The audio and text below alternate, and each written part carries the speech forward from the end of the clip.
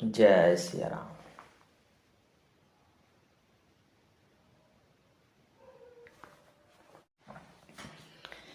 राम अनंत अनंत गुण अमित कथा विस्तारा, सुने आचर जन मानी है जिनके विमल विचारा। श्री रामचंद्र जी अनंत है, उनके गुण भी अनंत है और उनकी कथाओं का विस्तार भी असीम है। अतएव जिनके विचार निर्मल है वे इस कथा को सुनकर आश्चर्य नहीं माने।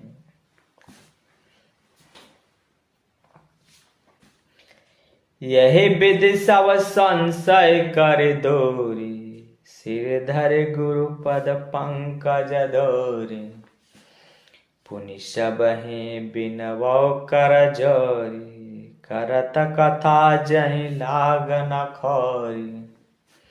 इस प्रकार सब संदेहों को दूर करके और श्री गुरु जी के चरण कमलों की रज को सिर पर धारण करके मैं पुनः हाथ जोड़कर सबकी विनती करता हूं, जिससे कथा की रचना में कोई दोष स्पर्श ना करने पावे। सादर सिवाय नाही अवमाथ, बरनौ विशद राम गुण गाथा। संबत 1631 करहु कथा हरिपद धर सीसा। अब मैं आदर पूर्वक श्री शिव जी को सिर नवाकर श्री रामचंद्र जी के गुणों की निर्मल कथा कहता हूँ। श्री हरि के चरणों पर सिर रखकर संबत 1631 में इस कथा का आरंभ करता हूँ। नवमे भौम बार मधुमास, अवधपुर यह चरित प्रकाश। जह दिन राम जन्म श्रुति गावन, तीरथ सकल तहाँ चल आवन।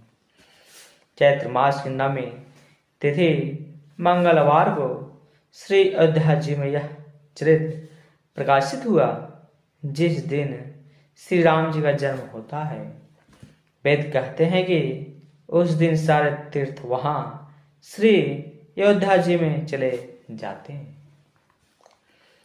असुर नाग खग नर मुनि देवा, आहि करहि रघुनायक सेवा। जन्म महोत्सव रचहि सुजाना, करहि राम कल कीरति गान। असुर नाग पक्षी मनुष्य मुनि और देवता सब अयोध्या जी में आकर श्री रघुनाथ जी की सेवा करते हैं। बुद्धिमान लोग जन्म का महोत्सव मनाते हैं और श्री राम जी की सुंदर कृत्य का गान करते हैं।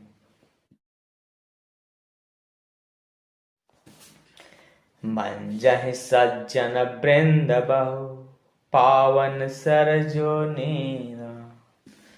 जपहि राम धर ध्यान, सुंदर श्याम शरीर। सज्जनों के बहुत से समूह उस दिन श्री सरजू जी के पवित्र जल में स्नान करते हैं और हृदय में सुंदर श्याम शरीर श्री रघुनाथ जी का ध्यान करके उनके नाम का जप करते हैं। दरस परस मंजन अरूपान, हरहि पाप का वेद पुराण। वेद पुराण कहते हैं कि सरजू जी का दर्शन, स्पर्श, स्नान और जलपान पापों को हरता है। यह नदी बड़ी ही पवित्र है, इसकी महिमा अनंत है, जिसे विमल बुद्धि वाली सरस्वती जी भी नहीं कह सकती। राम धमादा पुरी सुहावन, लोक समस्त विदित अति पावन। चारि खानि जग जीव अपारा, अवध तजे तनु नहीं संसार। हे शोभामान अयोध्यापुरी श्री राम जी के परम धाम को देने वाली है। सब लोकों में प्रसिद्ध और अतंत्र पवित्र है।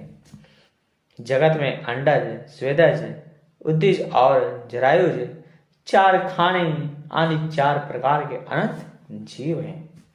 इनमें से जो कोई भी अयोध्या जी में शरीर छोड़ते हैं वे फिर संसार में नहीं आते, जन्म मृत्यु के चक्र से छूटकर भगवान के परम धाम में निवास करते हैं। सब विधि पूरी मनोहर जान, सकल सिद्ध प्रद मंगल खान। विमल कथा कर किन्हय आरंभा, सुनत न साहि काम मददम्बा। इस अयोध्यापुरी को सब प्रकार से मनोहर, सब सिद्धियों के देने वाली और कल्याण की खान समझकर मैंने इस निर्मल कथा का आरंभ किया है, जिसके सुनने से काम, मद और दंभ नष्ट हो जाते हैं। रामचरित मानस यही नाम, सुनत श्रवण पायहि विश्राम। मन कर विषय अनल बन जरई, होहि सुखी जो यही सर परई। इसका नाम रामचरित मानस है, जिसके कानों से सुनते हैं शांति मिलती है। मन रूपी हाथी विषय रूपी दावानल में जल रहा है, वह यदि इस रामचरित मानस रूपी सरोवर में आ पड़े तो सुखी हो जाए। रामचरित मानस मुनि भावन, बिरचौ शंभु सुहावन पावन। त्रिविध दोष दुख दारि ददावन, कलि कुचाल कुलि कलुष नशावन। यह रामचरित मानस मुनियों का प्रिय है। इस सुहावने और पवित्र मानस की शिव जी ने रचना की है। यह तीनों प्रकार के दोषों, दुखों और दरिद्रता को तथा कलयुग की कुचालों और सब पापों को नाश करने वाला है। रचि महेश निज मानस राख, पाई सुसमय शिवासन वास। ताते रामचरित मानस वर, धरहु नाम यहेरि हरसि हर। श्री महादेव जी ने इसको रचकर अपने मन में रखा था और सुअवसर पाकर पार्वती जी से कहा। इसी से शिव जी ने इसको अपने हृदय में देखकर और प्रसन्न होकर इसका सुंदर रामचरित मानस नाम रखा। कहु कथा सोई सुखद सुहाई, सादर सुनहु सुजन मन लाई। मैंने उसी सुख देने वाली सुहावनी राम कथा को कहता हूं। हे सजनों, आदर पूर्वक मन लगाकर इसे सुनिए। जस मानस जहि विधि भयउ, जग प्रचार जहि हेतु। अब सोई कहु प्रसंग, सब सुमरि उमा बिसकेतु।